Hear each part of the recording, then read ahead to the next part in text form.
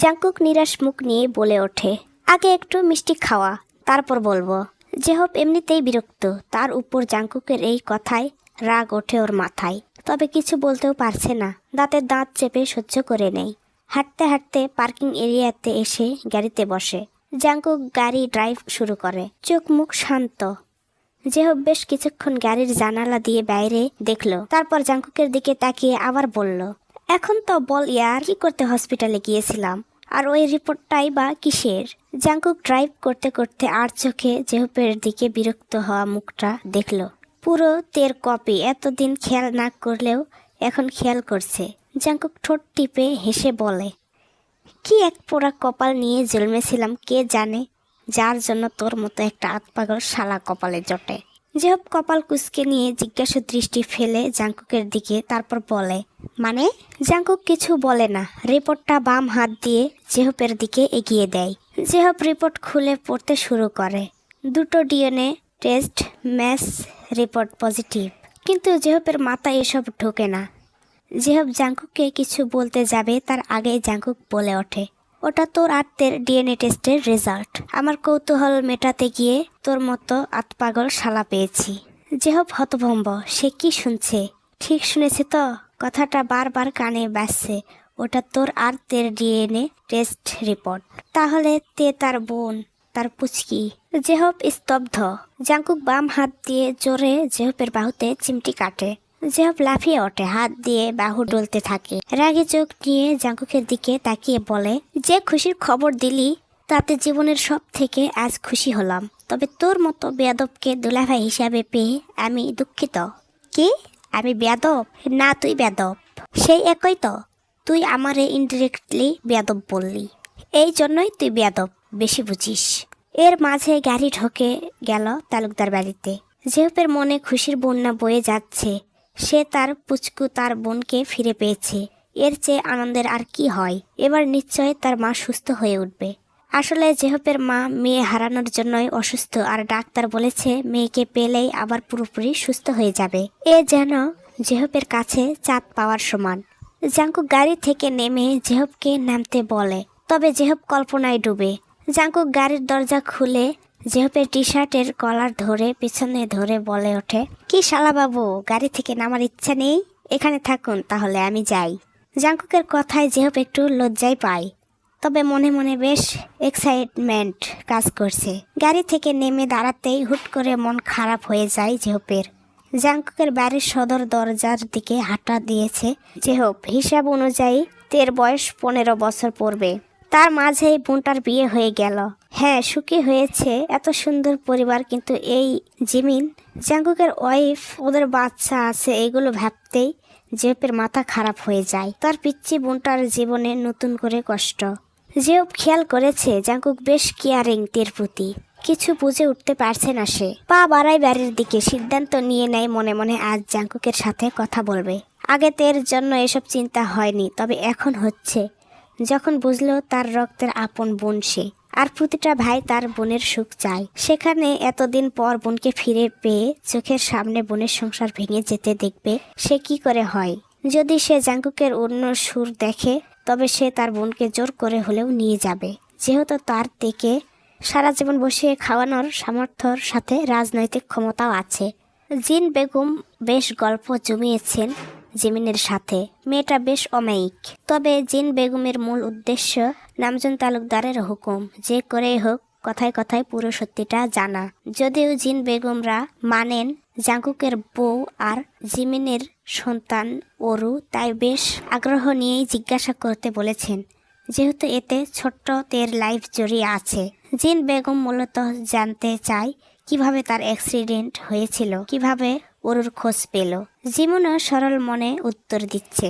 এ বাড়িতে আসার পর থেকে জিমিন তার নারী ছেঁড়া ধন অরুকে একবারের জন্য কোলে পায়নি।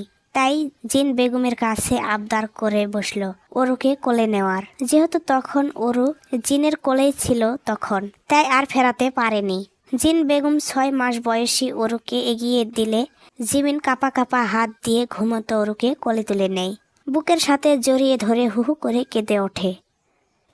জিন বেগম চুপ করে চেয়ে রইল জিমিনের দিকে। সে জানে মায়েদের মন কেমন কোমল হয়, তবে এটাও বুঝতে পারছে আজ সন্ধ্যায় এই বাড়িতে বড় কোনো ঝামেলার সৃষ্টি হবে। জিন মনে মনে এই দোয়া করছেন যেন সব ভালোই ভালোই মিটে যায়, তবে বিপদ তাদের জন্য অপেক্ষা করছে। নামজুন তালুকদার ও মিনহু তালুকদার ইতিমধ্যে ঢাকা এয়ারপোর্ট থেকে সিলেটের উদ্দেশ্যে রওনা দিয়েছে। বেলা 3টেই সিলেট বিমানবন্দরে পৌঁছাবে তারা। নামজুন তালুকদার ভেবে পাচ্ছেন না কি করবেন, তার মাথা গুলিয়ে যাচ্ছে। পাশে মিনহু তালুকদার শান্তিতে ঘুমাচ্ছে সিটে মাথা এলিয়ে। নামজুন তালুকদার চোখ বুঝলেন। নিজের চোখের সামনে বাড়ির প্রতিটি মানুষের চেহারা ভেসে উঠল, বিশেষ করে তের মায়াবী চাহনিটা। নামজুন তালুকদারের বেশ পছন্দ তেকে। কত অল্প বয়সে সমস্ত কিছু সামলে নিতে পারছে, কিন্তু এখন কি অবস্থা মেয়েটার মনের এটাই ভেবে পায় না নামজুন তালুকদার। বাড়ি ফিরে কোন সিদ্ধান্তে যাবে সেটাও বুঝে উঠতে পারছে না সে। রোজ হেঁটে চলেছে ফুটপাত দিয়ে, আর পাশ ধরে ধীরে ধীরে বাইক চালিয়ে এগোচ্ছে ইউনহো। বর্তমানে রোজ প্রচণ্ড আকারে রেগে আছে ইউনহোর উপর। যদিও রাগের কারণ অনেক, তবু রোজের মূল রাগের কারণ হলো ইউনহো কফি শপের ভিতরে একটা মেয়েকে জড়িয়ে ধরেছিল, আর মেয়েটা রোজের ক্লাসমেট। এই নিয়ে রোজ তখন থেকে রেগে আছে। ইউনহোর সাথে আর কথা নেই তার।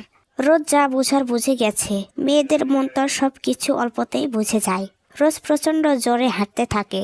দুপুর আর কড়া রোদ হওয়ায় চারিপাশ ফাঁকা, লোকজন কম, স্টুডেন্ট বাদে লোকাল মানুষ তেমন চোখে পড়ে না।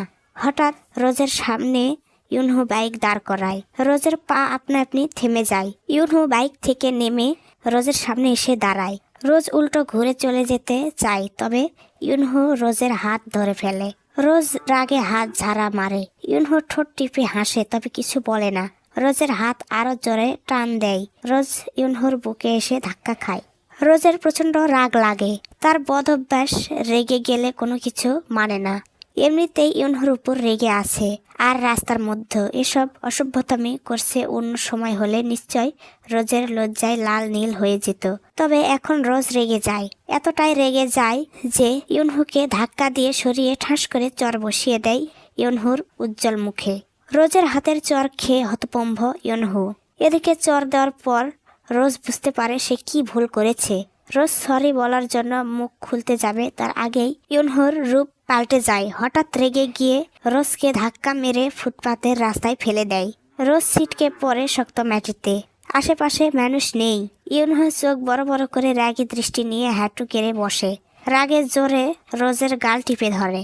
রোজের চোখ দিয়ে পানি গড়িয়ে পড়ে। প্রচন্ড ব্যথা লাগছে তার। ইউনহো রোজের লাল বর্ণ ধারণ করা মুখের দিকে তাকিয়ে হাসে, শয়তানি হাসি। তারপর শান্ত কণ্ঠে ফিসফিস করে বলে, তালুকদার বাড়ির প্রিন্সেস বলে কি খুব সাহস তোমার? কোথাকার রানী কোথাকার ঝি হয়ে যায় বলা যায় না, সাবধান, একেবারে শেষ করে দিব তোরে তো। ইউনহোর চোখ মুখ লাল থেকে হঠাৎ স্বাভাবিক হয়ে যায়। কথা সম্পূর্ণ শেষ করার আগে মাথা ঘোরার ভান ধরে ঠাস করে ইউনহো মাটিতে লুটিয়ে পড়ে। ইউনহোকে আচমকা পড়ে যেতে দেখে রোজ ভয় পায় প্রচণ্ড। ইউনহোর এতক্ষণের রাগী রূপের কথা ভুলে যায় মুহূর্তেই। সাথে সাথে রোজ মাটিতে বসে ইউনহোর মুখে চড় দিতে দিতে ডাকতে থাকে, এই ইউনহো, এই আপনার কি হলো, উঠছেন না কেন? ইউনহোর কোনো সারা শব্দ নেই। রোজ ভয়ে গলা শুকিয়ে গেছে। হলোটা কি হঠাৎ? এমন পড়ে গেল কেন? এদিকে সুঠাম দেহি ইউনহোকে তুলতেও পারছে না রোজ। চারিদিকে রাস্তা পুরো ফাঁকা, মানুষজন, গাড়ি, কোনো কিছুই নেই। রোজের নিজেকে খুব একা লাগছে। কাঁদতে ইচ্ছা করছে খুব তার। ব্যাগ থেকে পানির বোতল বের করে কয়েকবার ইউনহোর মুখে পানির ছিটা মারে। এবার ইউনহো পিটপিট করে চোখ খোলে, তবে এমন ভাব করে যেন কিছুই জানে না। চালাক রোজ হঠাৎ বোকা হয়ে যায়। ইউনহোর নাটক একটু ধরতে পারে না সে। ইউনহোকে উঠে বসায়। তারপর কয়েক ঢোক পানি খাওয়ানোর পর রোজ কাঁদো কাঁদো কণ্ঠে জিজ্ঞেস করে, কি হয়েছিল আপনার? হঠাৎ পড়ে গেলেন যে? ইউনহো মায়াবী ছলছল দৃষ্টিতে রোজের দিকে তাকালো। রোজের ফর্সা গাল টিপে ধরার দরুন লাল হয়ে গেছে। ইউনহো আলতো করে রোজের চোখের পানি মুছে দিয়ে করুণ কণ্ঠে বলল, সকাল থেকে কিচ্ছু খাওয়া হয়নি, ব্রেনে অনেক টেনশন, ব্যবসা শেষ হয়ে যাচ্ছে, এসব টেনশন। মাফ করে দাও প্লিজ, আমি ভুল করে রেগে গিয়েছি, প্লিজ মাফ করে দাও। বলেই ইউনহো হাত নামিয়ে রোজের পায়ের দিকে নিয়ে যেতে চায়। রোজ তাড়াতাড়ি সরে গিয়ে বলে, এ কি করছেন আপনি? এ কি করছেন? আমি জানি আপনি অন্য কোনো কারণে আমার উপর হঠাৎ রেগে গেছেন। আমি কিছু মনে করিনি। সত্যি তো? হুম। রোজ ইউনহুকে ধরে দাঁড় করায়। রোজ ইউনহুকে বাইকে যেতে দিচ্ছিল না। তবে ইউনহু বলে আগের চেয়ে ভালো লাগছে, আর বাইক ড্রাইভারকে নিয়ে যাবে, সেজন্য ধীরে ধীরে বাড়ি ফিরবে। এদিকে রোজ অল্প একটু যেতে চাইলে ইউনহু আটকিয়ে দিয়ে বলে বাড়ি যাও, আজ আঙ্কেলরা বাসায় আসবে। রোজ ঘাড় নাড়ে। ইউনহু রোজের সাথে মেইন রাস্তা অবধি অসুস্থ ভঙ্গিতে হেঁটে আসে, যেন রোজ তাকে অসুস্থ মনে করে। মেইন রাস্তার কাছে এসে রিকশায় উঠে রোজ হাত নেড়ে বাই বলে। ইউনহু বাই বলে একটা ফ্লাইং কিস দেয়। তার অসুস্থ ভাব নিয়েই বাইকে বসে, যেন রোজ তাকে অসুস্থ মনে করে। রোজের রিকশা চোখের সামনে থেকে মিলিয়ে যেতেই ইউনহু অন্যদিকে যেতে থাকে বাইক নিয়ে। উদ্দেশ্য বন্ধুদের সাথে দেখা করা, অনেক দিন দেখা হয়নি। ইউনহু বাইক চালাতে চালাতে বাম হাত দিয়ে শার্টের কলার থেকে সানগ্লাস নিয়ে চোখে দিল। তারপর শয়তানি একটা হাসি দিয়ে ঠোঁট চেপে রেখে বিড়বিড় করে বলল, তালুকদার বাড়ির মেয়ে রোজ তালুকদার, তুমি বড়ই বোকা জান। আমি তো আর একটু হলেই ভুল করে ফেলছিলাম। এখন যদি তোমারে কিডন্যাপ করতাম, তবে আমার বোন তোমার ভাইয়ের সম্পত্তির মালিক হতে পারতো না, আর ওই বাচ্চাটাকেও পেতাম না। তোমাদের বাড়িতে আজ কোনো বিচার বসতো না, সবাই তোমারে খুঁজতো। তবে আমি তো বলদ না, তোমাকে আমি হাতছাড়া করব না। তোমার মতো ব্যাকি বিদেশে করা দামে বিক্রি করার হাত আমার। তালুকদার বাড়ির প্রথম শিকার ফসকালেও তোমাকে ফসকাতে পারবো না, বলেই ইউনহু একটু দুষ্ট হাসি হাসে। তারপর সামনে তাকিয়ে মন দিয়ে বাইক চালাতে থাকে। এদিকে রোজের চোখ দিয়ে পানি পড়ছে টপ টপ করে। বড়ই আফসোস লাগছে, যাকে নিজের হৃদয়ের প্রথম জায়গা দিল সেই বেঈমান। অতীত জেনেও যাকে ভালোবাসলো সে কিনা বেঈমান বের হলো। দুধ কলা দিয়ে কাল সাপ পোষার মতো হলো না ব্যাপারটা। রোজ হাসলো, মুখে হাসিটা খুব মানায় তার। ভাই বলেছে মানে সত্যি। রোজ ক্রুর হাসলো, তারপর নিজের মনে মনে বলল, ইউনহু মোল্লা, তোর গোষ্ঠী ঝোলায় ভরা না অবধি আমি রোজ তালুকদার হার মানব না। নিজেকে বড্ড চালাক মনে করেন তাই না? তবে এবার হবে চালাকে চালাকে সাপে নেউলে খেলা। আমি প্রস্তুত, শুধু আপনার উদ্দেশ্য জানা বাকি। আসলে রোজ মেয়েটা ছোট থেকেই চালাক। আমাদের সমাজেও কিছু মেয়ে আছে যারা মানুষের চোখের ভাব ভঙ্গি গতি দেখলেই বুঝে যায় মানুষটা কেমন প্রকৃতির, আর তাদের বড় কোনো চালাকিও ধরা পড়ে খুব সহজেই। আর রোজিও এমন শ্রেণীর একটা মেয়ে। রিকশা এসে থামলো তালুকদার বাড়ির সামনে। রোজ ভাড়া মিটিয়ে ঢুকে গেল বাড়ির ভিতরে। লিসা সেই কখন পরে এসেছে, একবার উকি মেরে সুগাকে দেখে এসেছে। মন বলছে সুগা, তাই মনের জ্বালা দূর করতেই উকি দিয়েছে। তখন সুগা ঘুমাচ্ছিল। ইদানিং রোজ একটু বেশি দুর্বল হয়ে উঠছে সুগার প্রতি। নিজের থেকে অনেক বড় ছেলেকেও তার খুব ভালো লাগে, নিজের করে পেতে ইচ্ছা করে। স্কুলে অনেক প্রপোজাল পেয়েছে লিসা, তবে মন তো তার সুগা ভাইয়ের কাছে পড়ে আছে। সেই শৈশব থেকে যখন থেকে সে প্রেম বুঝেছে, উজ্জ্বল সম্বর্ণের সুগাকে তার কাছে অন্যরকম লাগে, যেন সুগার মতো সুন্দর কোনো পুরুষই নেই। লিসা ছাদের কোণে দাঁড়িয়ে সব ভাবনায় ব্যস্ত। ঠিক তখনই ইয়ঞ্জন ছুটে এসে হাঁপাতে হাঁপাতে বলল, আপি, আম্মু এখনই ডাকছে, এই কড়া রোদে ছাদে দাঁড়ানোর জন্য। তোমার পিঠে ঢোল বাজবে। কি? তাড়াতাড়ি এসো, আমি গেলাম। কথাটি বলেই ছুটে নিচে চলে গেল ইয়ঞ্জন। এদিকে লিসা কিছু বুঝে উঠতে পারল না। এই ছেলেটা রোবটের মতো বকবক করে বলে যায়। আর কোনো উপায় না পেয়ে মার খাওয়ার হাত থেকে বাঁচতে ছাদের গেট লাগিয়ে নিচে নামতে শুরু করলো সিঁড়ি বেয়ে। জাংকুক রুমে এসে দেখে তে বিছানায় শুয়ে শুয়ে মোবাইল দেখছে। জাংকুকের পিছু পিছু জেহপও রুমে ঢুকেছে। জাংকুক আর জেহপকে রুমে দেখে তে উঠে বসলো, সাথে সাথে মাথার ওড়না ঠিক করলো। জাংকুক তের দিকে তাকিয়ে মুচকি হাসলো। সে জানে তার পিচ্ছি পাখি তার অবাধ্য হৃদয়ানুভূতি বোঝে, সেজন্য অল্প স্বল্প অভিমান মনে উকি দিচ্ছে। জাংকুক জেহপকে সোফায় বসতে বলে, আর সে বিছানার কাছে এগিয়ে গিয়ে তের উদ্দেশ্যে বলে, পিচ্ছি পাখি, একটা সারপ্রাইজ আছে। তে কোনো প্রত্যুত্তর করলো না। তার একটু একটু রাগ আর একটা পাহাড় সমান অভিমান কেন সেটা তে জানে না।